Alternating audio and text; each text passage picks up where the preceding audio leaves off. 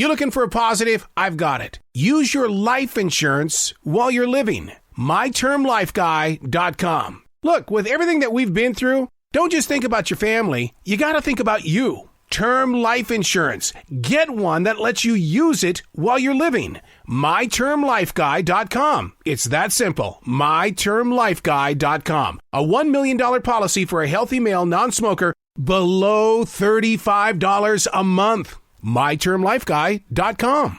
Hey, it's Arrow, and this is Pod Crashing, episode 56, my conversation with Dani Shapiro. Her podcast is called Family Secrets, an extremely relatable title, because when it really comes down to it, we've all got family secrets. And while the discovery of family secrets can initially be terrifying or traumatic, often these discoveries have the power to liberate, heal, and even uplift every one of us. Dani Shapiro is the best-selling author of the memoir Inheritance. Her guests explore their astonishing family secrets and uncover the extraordinary lessons that truth can teach every one of us. Listen and subscribe to her on iHeartRadio, Apple Podcasts, or wherever you get your podcast. We are unplugged and totally uncut with Dani Shapiro. How are you? Fantastic. I've only been hearing about your podcast for a year now, and I've been sitting there going, please let me talk to this girl. Please let me talk to her, because you are so spot on with all things that you touch these days. Oh, thank you. That's so nice to hear. Well, it's a podcast that really is designed to be exactly what it is, a podcast that has content for the heart, and we can all learn from it as well as build upon it. And you took that step forward, and look at you grow. I love doing it. It's such a surprise to me. So it's one of those great pleasures, because I never expected it. The podcast we're talking about is Family Secrets. You're entering your second season. What has it been like for you to take? I mean, because you're an author, you're a writer who talks about real life things that happen to yourself as well as others. But now you're on a podcast where you're affecting other people, and you get to hear their inflection. I think the podcast grew so organically out of my being a writer, and particularly out of having written my most recent book, Inheritance, which is about the discovery of a massive family secret of my own. And then, when people started reading the book, even before it was out, it prompted them to tell me their stories. And I think that's where Family Secrets really was born, I was hearing people's stories of their own family secrets, and I thought, wow, I want to be sharing this, and I want to be really diving into this with people, because so many families are affected or impacted by secrets, and even when they're not, we're all just, we're all human, and we all go through stuff. And I think to be able to shine a light on some of these stories is a great privilege. When you were talking about what you went through, it was a DNA test where you found out that you were the family secret. That's right. All my life as a writer, Inheritance is my 10th book, and all my life I wrote about family secrets, whether I was writing novels or my earlier memoirs, and I didn't know that I was the secret. So I did a DNA test about 3.5 years ago, just on a lark. I mean, not even my lark. It was my husband's lark. He was doing it, and he asked me if I wanted to do it too. And I just went along with it for no particular reason. And I discovered when my results came back that the dad who raised me, my beloved father, had not been my biological father, which was something that I had never, ever entertained or suspected in any way. Do you think that it kept coming up in your writing and your thoughts because it's like what the Dalai Lama says, we've all lived this life before, and it's going to come up in our writing? I absolutely think that there was this kind of unconscious, you can see in my earlier writing like a trail of breadcrumbs now.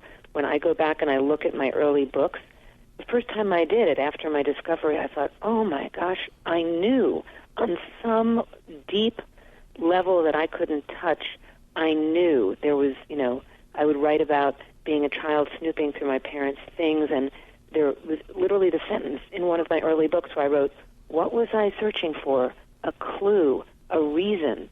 And I read that and I thought, that is the most astounding thing. I do think that on some very powerful level, we always know.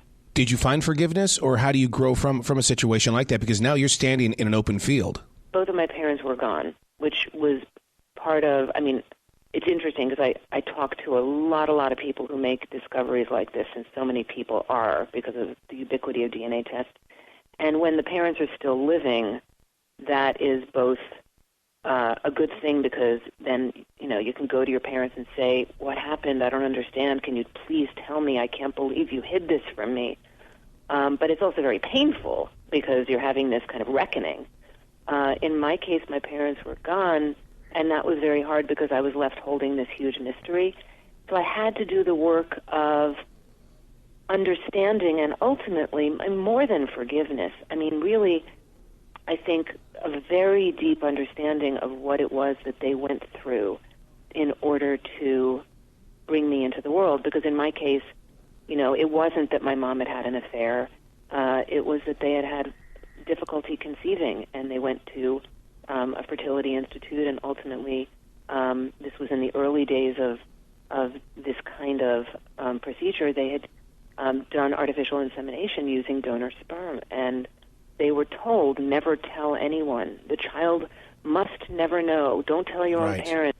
Go home and forget this ever happened. And I had to get to a place where I could really understand the world that they inhabited, the world of 50-plus years ago, where that would have been considered really the right thing to do, and not see it through the lens of today, right? Like one of the bioethicists that I talked to in my research used this amazing term that I had never heard before, which is retrospective moral judgment.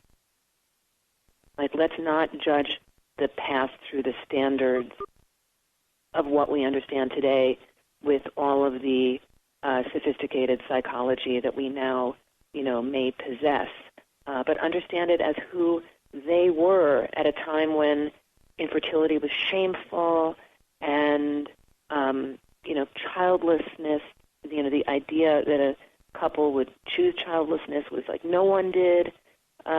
So it was a time of a lot of trauma and shame surrounding something like this. So yeah, forgiveness, understanding, but it was a great gift ultimately, even though it was really, really hard because I had to walk a mile in my parents' shoes. And when do we ever have to do that? Our parents are our parents. It's very hard to think of them as anything other than our parents. And I had to think of them as who they were before me. I think one of the reasons why I'm so addicted to listening to Family Secrets is because I honestly believe that my chapters are that. And no matter how many times I've confronted my mother in a playful, fun way, but there are so many different signs and signals that show that, no, I'm not one of the other four that you've got. I'm the different one. And I swear I'll never find that answer out. But I listen to your show because it brings peace to me. Oh, that's so interesting.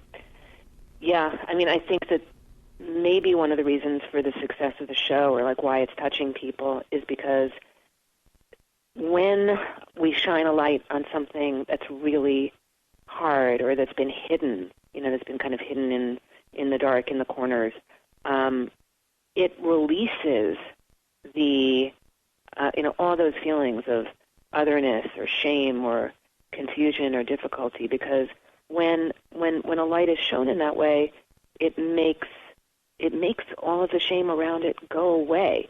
It's such a paradox because, all of us who carry around some sort of sense of being different or other or something shameful or something secret, and who doesn't really on some level or another? I think everyone does, whether we admit it or not. When we realize that, oh my gosh, we are so not alone, I think it does something very powerfully good and empowering and liberating to us. Definitely empowering, but how do you stay so strong in these heart-wrenching moments for these guests? I think because I've been there, and I think it's why they trust me, because I'm not interested in this in a prurient way. I'm not, this is not rubbernecking somebody else's family secret. I have been there, and I've I've walked through a wall of fire to get to the other side and to become strong myself. I'm stronger than I've ever been in my life because of what I now know and because of what I went through and what I processed and what I wrote about and what I shared. And so I think kind of I'm there with them. And it, sometimes there are tears. Sometimes I find myself, pretty choked up in a moment with one of my guests, but that's also part of it. I'm not I am approaching it journalistically, but I'm also very much in it with them, and I think that makes my guests feel really comfortable and really held. I mean, the way I think of the stories that we tell on Family Secrets is that I'm holding my guest stories. I'm shaping them ultimately, because it's a very produced show. There's music and there's soundscaping and there's my own sort of take on the story. I'm shaping it in some way, and I think that also makes my guests feel very very safe, because I'm going to try to hold their secret in the gentlest and best light I can. Now, you talk about shaping the show with the music and everything like that. How has that changed your writing voice? Are they two separate personalities? I think they're two separate processes, even though they have definitely overlap. When I'm writing a script, once I've already had a long conversation with a guest, and then I'm looking at the transcript and I'm thinking about it and I'm listening to it and I'm writing a script, I already have the story. And what I'm doing is I'm creating a container for the story. When I'm starting a book, I don't have the story yet. I'm creating the story out of thin air, or out of, I'm making something where there was nothing. Here, I'm receiving something and something sacred, really, and what I'm trying to do is just illuminate it in the best way that I can. So they're different processes. I find them both really creatively challenging and absorbing and beautiful, but also different. I think, writing a script for Family Secrets and writing prose that will be read is different. And there's also the part that has to do with voice. I'm voicing something. It's listened to, it's heard, it's, I've always thought reading was just about the most intimate thing that you could do. You read alone, you can't read with someone. But I realized that I think one of the reasons why podcasts have become so wildly popular is because listening to a podcast is also incredibly intimate. People don't listen to podcasts together. We listen to them when we're running, or when we're in our car, or when we're folding laundry, but we don't tend to do it as a group activity. So there's something about that too, and knowing that, my questions to my guest and our conversation and the way that I shape it will be like in the ears of the listener. Now, with Family Secrets, do you feel more connected to your fans then than you did with your writing? I feel connected to both. I think unlike, let's say, if you write a movie or you direct a movie, you can go sit in a movie theater and just watch everybody react, right? I don't know if people actually do that, but you can. You can actually get a sense of how a group is responding. And when you're a writer or you're a podcaster, I think you're doing the work of it alone or with one other person, in terms of the conversations that we're having. And then it goes out into the world and it connects, hopefully. And I feel incredibly fortunate, both in the case of Family Secrets and in the case of Inheritance, my memoir, that they both have really, really found their listeners and readers, and that's an incredibly meaningful thing. And so when people, I'm now at a point, because of Family Secrets and being on tour for Inheritance, where people come up to me at my events and they're telling me their stories. My events are filled with people who are coming and telling each other their stories. And they've almost become like gathering places for the many, many people who are, I think the tumbling out of secrets right now is an epidemic. And I think that's happened partly because of DNA testing, partly because of Me Too, partly because of the Internet. We're just in this incredible moment in time where it's very difficult to keep a secret anymore, and yet there have been so many secrets kept. And I think that's where we are in this moment, and why these things are resonating. Can you tell when a guest is holding back? Oh, that's such a great question. Yeah, absolutely. can't you? I mean, you can just feel it where it's like suddenly it's like, this sounds studied, or this sounds rehearsed, or this sounds like you've said this before, or or there are these moments where you can, or the converse where you feel a guest breaking through, where it's just like, this person is saying something that they've actually never said before, or they've never said aloud. So I'm always gently trying to incline my guests toward those moments. And if I'm with a guest where I feel that they're holding back, I kind of try to stay in that place a little bit and respectfully push it. And because anyone who's coming on my show, they know that it's safe. They've also learned a lot already about the nature of their secret. I don't tend to have people on who are in a completely raw place, because I'm really interested not just in the story of the secret itself, but in what my guests have done with their new knowledge, and whether they feel that this knowledge is shaping their next steps and their future, and also whether they feel that not knowing shaped their past. So you have to have a certain amount of perspective in order to be able to think about those things. And then there's also, and this doesn't always make it into the show, but I always, at the end of my conversation with any guest, I always ask, do you wish you hadn't known? If you wish you hadn't found out? And I have yet to have a single guest who said, yeah, I wish I didn't know. You've taught so many people how to write over the years. Are you going to start teaching people how to podcast now that you've got the experience, now that you're growing with this new age of connection and communication? That's such an interesting question, because, I've taught creative writing all my life as a writer. It's just always been a part of what I've done ever since my first novel came out. That's never occurred to me, but I am learning a lot. I'm learning so much about how, what I think works and what I think doesn't. But, that this became my education. It was such an exciting thing to be able to, at this point in my life, having had one whole career, long career as a writer, to be doing something that's connected but essentially new. And when I decided to do Family Secrets, I just binge listened to lots and lots of different podcasts as my education. The way I always say to my students who are writers, well, you better be reading a lot.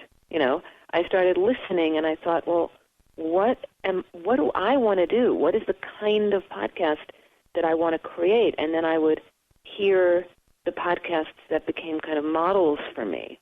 And I would think, oh, that kind of storytelling, that's what I want to do. How do you do that? And I learned by doing.